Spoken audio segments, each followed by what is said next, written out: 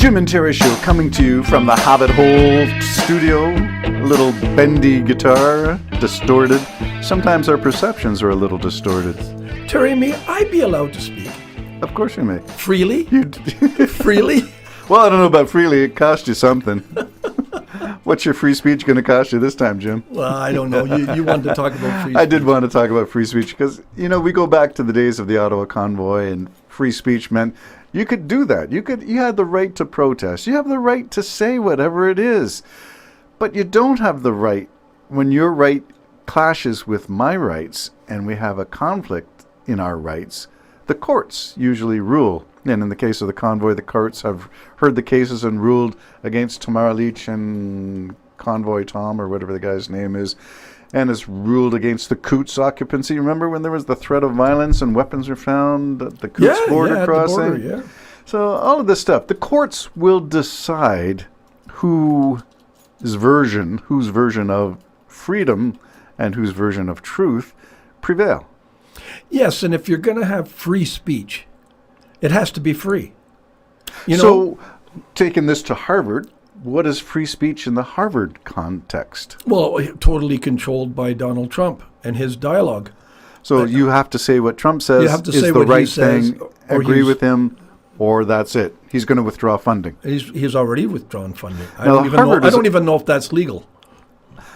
I don't think a lot of what Trump is doing is legal. He's the man of lawlessness. Right. We already had the federal court just overturn the tariffs.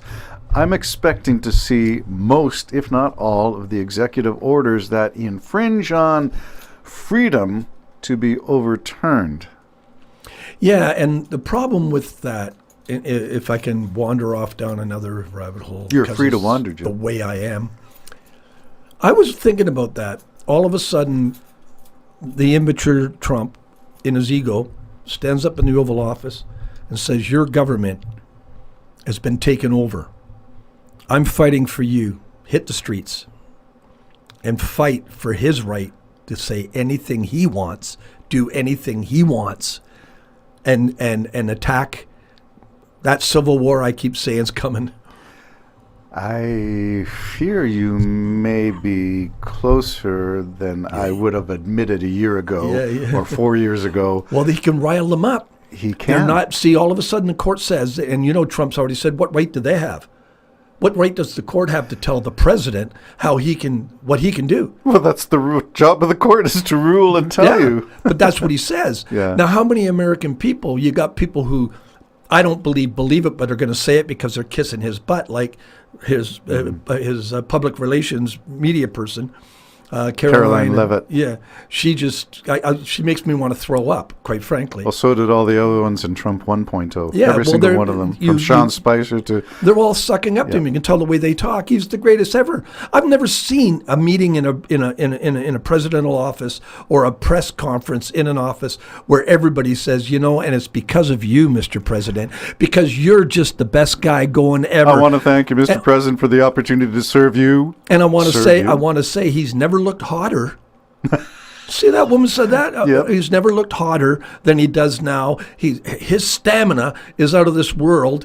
All that talk, that flattery is sickening. It is absolutely juvenile, sickening. So when they, all of a sudden, if their hands do get tied, they're all going to go to the media. And they're all going to say, you need to rise up, just like they did in the insurrection. And rise up, only this time maybe millions. And Trump will say, I'll see you there. Yeah, I'll see you there. So that is one of my concerns, that it'll end up in violence, war in the streets. I'm not sure how far it will go. If we're seeing the pushback of the courts, I have hope. Yeah, well, I mean, don't forget, he's not going to agree with any of that. No, of course So he's the one that's got the ear of 75 million Americans. He is free to challenge the court ruling. And they've already done it. They've already done it. So, but now this will not hold his mouth. The courts couldn't even get him to hold his mouth. I don't know what you got to do to just arrest him. Well, I think his own words are going to be his undoing, and the federal judge has already quoted Trump's words as evidence at the trial. Yeah. So, but what do you do? You can't arrest him. Well, he can just continue to say any lie he wants to say. The Supreme Court really did something when they chose not to, chose to let the president have the freedom. Well, there's some people down there have got to start realizing, people in power, that they have maybe a mentally deranged leader. You think? And yeah, well, you'd think they would. Now, you would almost think he could think that way, or even Fox, when you see everybody licking his butt. You know, I'm sorry. Yep. That is something right out of North Korea. That, you know, he's a god. Yep. They're going to make Trump a god. That's what, trust me. Well, he's going to make a parade. He's going to say, Jesus may have saved your souls, but I'm going to save your life. Well, Watch me. Wait for the day to come. Was it John Lennon who said he was bigger than Jesus? He said the Beatles were. The Beatles were. I think Trump More popular. Yeah, he I said. think Trump. He tried to explain that away. Yeah. But, Well, Trump is going to say the same thing. yeah. So, well, he's already said there's only one person bigger than him, and that's Jesus Christ. He's already said that. wow. So there's only one person he's got to replace. Well, look at the now. grief that John Lennon got for saying what he said about the Beatles. Yeah. So where's all the grief from the righteous, self-righteous Christians about Trump? Well, I shiver to think of if they are godly people. I shiver to think the tough nights they're having, because they've obviously, Trump has threatened them, in my opinion, and by basically saying we're going to start charging a tax or something. And money is the root of all kinds of evil, all kinds of sin. And if they're putting a liar in position, and someone who's starving people around the world, and a person that's stealing from his own poor to give to oligarchs and billionaires, if they're really genuinely supporting that guy, I question then, the fruit of the Spirit, Terry. If they question him over money, you've made that sin. Get out of it now. Yep. Just get out of it now and say, I recount. Okay, let him charge us taxes.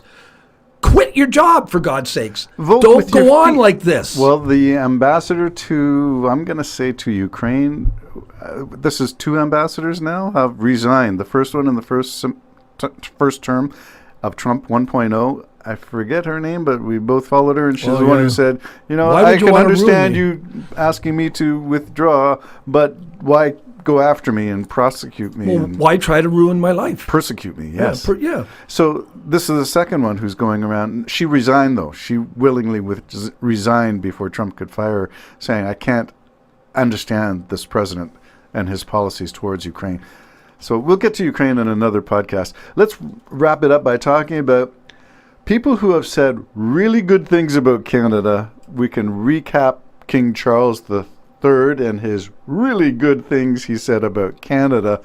And we could talk about the EU and their position on Canada. But I wanted to maybe... This might come a shock to me, this one. Which one, Bono? Bono.